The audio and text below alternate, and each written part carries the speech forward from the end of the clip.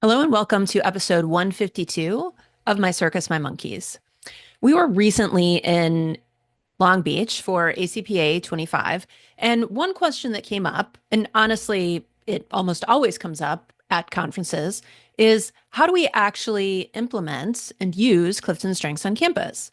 And this is often accompanied by some sort of statement about, yeah, our team or our students, we took the assessment a while back and we talked about it for a hot second, but we never really did anything with it. So, what do we do now?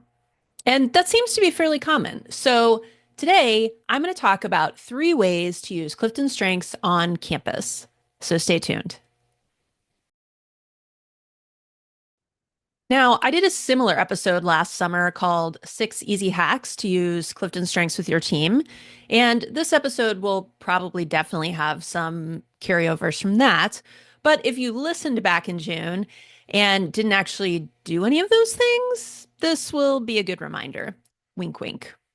So, this is going to be an overview. But to support you even more, I'm going to do a free 60-minute webinar on using Clifton Strengths with your students and team members on Thursday, April 10th. During that session, we will dig a bit deeper, and I'll even give you the opportunity to develop an action plan for you and your campus to get going. So you can register for that free webinar using the link in the show notes.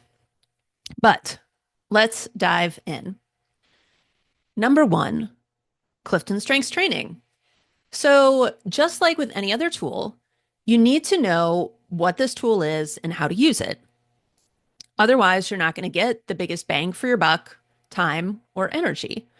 And that's true whether you're using this with a small team, a big department or division, or your entire campus. And I just want to add that for this first section, I'm going to be talking about initial training and additional training that's focused on Clifton Strengths itself. So when folks first start using Clifton Strengths, typically they have their people, whoever those people are, take the assessment and then offer some sort of training about it. And I've heard and seen a variety of ways that this happens, like you hire an external Gallup certified strengths coach like myself. You have a Gallup certified strengths coach on campus and they do the training. Maybe you've gone through training at another campus or somewhere, so you give an overview about what you remember. You read and discuss the Strengths Finder book or one of the other Clifton Strengths books. And then some people just have their team to do the assessment and then that's it. So I'm 100% aware that sometimes money is tight, but I really want to caution you about some of these options. And it's not just because I want you to hire me. I mean, I do. But even more importantly, if you and your team or students, or again, whoever your audience is that you want to implement strengths with, do not understand the basics of this tool and how to use it in the right ways, it's going to be a waste of your time and money. And you're going to be left feeling disappointed, frustrated, and have the attitude of, well, we tried using strengths, but it didn't really do anything. But that's not really strengths' fault. Let's talk about that last training option that I mentioned, which is basically not having any. Gallup has done studies and found that just having folks do the assessment, but not providing any guidance or training afterwards, results in worse outcomes for individuals and teams. And that's in part because if you don't know the details, it feels like you're being put into boxes of things you're good at and things you're not. And it creates barriers between people instead of building bridges. Oh, you're that, I'm this. So if you only have the money for folks to take the assessment but can't afford training, just wait. There is literally no benefit in doing that. In fact, it might actually make people worse off. Okay, so let's talk about the rest of those training options. Using Clifton Strengths isn't necessarily complicated, but you have to get used to it, and there are a lot of nuances to the framework. I have talked about the 5 guiding principles of using Clifton Strengths in other episodes, but I'd say that most casual training experiences don't include those or other key elements that really allow you to maximize this powerful tool. If you feel like you know enough to talk about strengths to do some training, ask yourself whether or not you can answer specific questions for people. This doesn't mean that you have to be Gallup certified or even know everything about all 34 talent themes.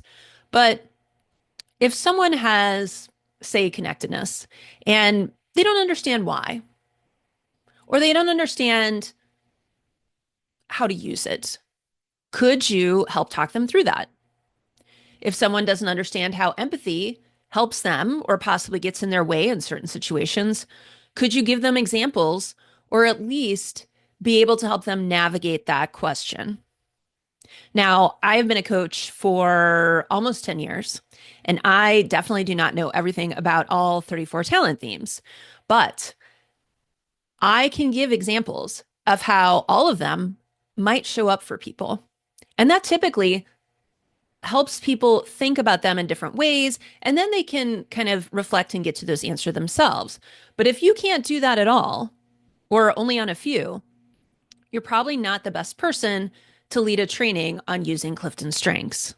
And again, it's not because you have to know everything, but you need to know enough to answer questions so folks feel like this tool is a good investment. Because if they don't understand what they're doing and they don't think you do either, why would they try or care to integrate it into their already busy life? And again, when you're first starting, it is just so crucial that everyone has a strong foundation for success. And sure, I would love to work with you and your team to do this training. But if you have folks on your campus who are certified or have just been doing strengths so long that they truly understand what they're doing, then absolutely use them. And I just want to add here that sometimes folks who are considering doing workshops with Strengths University, sometimes they get pushback from people on campus and they want to know, well, my boss wants to know why we can't just use Becky on campus because they're Gallup certified. And that's a fair question. And if the workshop you want to do is about covering the basics of strengths, Becky can absolutely do that. The difference is that we've developed our own leadership curriculum that uses Clifton Strengths as a framework. Becky doesn't have that, and she can't do that. So use Becky to get the basics, and then partner with us to get those the leadership skills, the supervisor skills, that sort of thing. Okay. So back to this concept of training. How long should your basic training be? Well, that partially depends on the audience. For teams, we typically do a half day, about 3.5 hours workshop on the basics. And that includes 2 hours going over terms, definitions, the background of the assessment, et cetera, and giving folks time to really reflect on and decipher their own results. And then we do about another 1.5 hours focused on team dynamics. If you're working with a group of people who don't necessarily work much together, say students, you could absolutely just focus on those 2 hours of basics. And, you could do that during an orientation, maybe freshman seminar, or really any other scheduled opportunities, I guess I'll put that in quote, that your target audience kind of has to participate in. Like you're never, even if you force someone to go to a training, it doesn't mean they're going to be attentive and take it in. But if it's completely optional, then it's going to be really, really hard for you to get a lot of buy-in. Okay. So if you're doing this with a team or, and that could be your team, it could be student leaders in an organization, you're definitely going to want to include those team dynamic elements. It doesn't necessarily need to be at the same time. You could do, chunk 1, chunk 2, but I'd say they should at least be within a month of each other, or you're going to lose momentum. So once you've gotten your audience up to speed on basic training, you can think about doing additional training to go deeper into the framework. For example, usually during that initial session, we talk about talent themes, aka strengths, as kind of individual entities. But you can also go deeper and start to talk about theme dynamics. So how those top 5 or top 10 work together to make people who they are and get things done. And it's never a bad idea to go deeper into the strengths framework, but what I find is potentially more helpful. So before you think of investing in additional talents, again, depending or additional work specifically on the Clifton Strengths framework, and it depends on what your goals are, of course. I think it's more helpful to focus on the tool as being practical, which leads us to number two, which is using Clifton Strengths in your programming. And when I say programming here, yes, of course, the traditional programming that we do with students, yes. But what I really mean is incorporating it into opportunities where information is being disseminated into your key audience. So for students, yes, classical, like, oh, Res Life program, or, a wellness program that one would say you incorporate strengths into that. But it could also be incorporating strengths into the actual curriculum. I'm an adjunct professor and I use it in my speech class all semester long. It's what they use to assess their speeches, develop their midterm projects, all sorts of things. For staff members, we might be talking about additional training or even just meetings around stress management, student retention, kind of whatever you're dealing with. And in a nutshell, we're talking about programming as you want your audience to learn something about X or reflect on X, and you're incorporating Clifton Strengths into that discussion. Now, if you really want to see how this works, I would invite you to register for the next Supervisor Strengths Institute. We, of course, 100% go over the basics of Clifton Strengths during that time, but just as importantly, we bring strengths back into every other topic. And it's just a great way to see how easily you can incorporate Clifton Strengths into what you're doing on campus. But let's do some examples. You want to get students up to speed on strengths in your freshman seminar course. You may do the initial training during class, but then you also come back to those strengths during other topics like deciding your major, becoming more involved on campus, developing better study skills. As you're talking about ways to do that, you just have them do a worksheet or reflections on how their talent themes may impact how they best study, or what groups might be the best fit for them in terms of the things that they do best. Okay, another example. Your team needs to think about ways to improve student retention. Sure. You brainstorm ideas like always, but this time you assess those ideas based on your individual and collective talent themes. Because, let's be honest, you might have some good ideas, but if your team's strengths are not aligned with that idea and what you have to do to implement it, it's not a good idea for you, your campus, or your team. Another example. Maybe it's time for professional training for your residence life staff.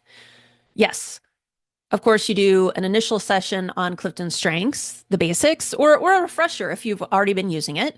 But then every other session brings strengths back into it. Dealing with conflict? How might your talents help you or get in your way? Handling emergency situations? How might your talents help you or get in your way? It's actually really easy once you get the hang of it. And again, if you want to see this in action, register for the upcoming institute and you will see how easy this can truly be. All right, number 3, coaching. And when I talk about coaching, sure, absolutely your team members, but it can be for students and even for yourself to help coach yourself in various situations you feel stuck. So think of it this way. Training around strengths is big picture. Programming using strengths is honing it down a little bit into more specific arenas. But with coaching, it's about applying the strengths approach, applying your talent themes to solving problems and achieving the goals that are in front of you. So you can use a strengths approach during structured one-on-ones, group meetings, with individual students, with a class, and just for casual drop-by situations. Basically, Chris stops by your office, scheduled or not, and has an issue. Now, I've talked about coaching in many other episodes, so I'm not going to go into all of that here. But from a strengths perspective, your job is not to answer the question directly or solve the problem for them. Your job is to ask something like, how do you think your strengths could help you better address this issue? And more specifically, you could say something like, wow, that seems challenging. How do you think your strengths might be getting in your way here? Or, interesting. Which of your talent themes seems to be triggered here, maybe? Is there a different one that might be a better fit to help you move forward? Or, hey, I remember you had a similar issue last fall that you managed to solve. Which of your talent themes was it that helped you solve it? Remind me. So do you see what we're doing here? If you or a student or a team member have an issue, there's an excellent chance that one of your talent themes is getting in your way. You can coach them or again yourself to success by helping reflect and shift that energy to the more appropriate strength for that situation. And yes, I know this takes way more time than just solving problems for the person. But as I've discussed in previous episodes, this counts towards professional development for them because it gives them the tools to start solving their own problems and it cuts down on your interruptions. And that's a win-win-win. Okay, so just to recap, today we talked about 3 ways you can use Clifton Strengths on campus. So again, specific Clifton Strengths training, using it in programming, and using it in coaching. I hope you found this useful. And again, if you want to join me for a more in-depth dive on how to use Clifton Strengths on your campus, don't forget to register for the free webinar on Thursday, April 10th at 11 a.m. Central Standard Time. And you will walk away with even more great tips and an action plan to get you and your campus in motion. And until next time, stay strong.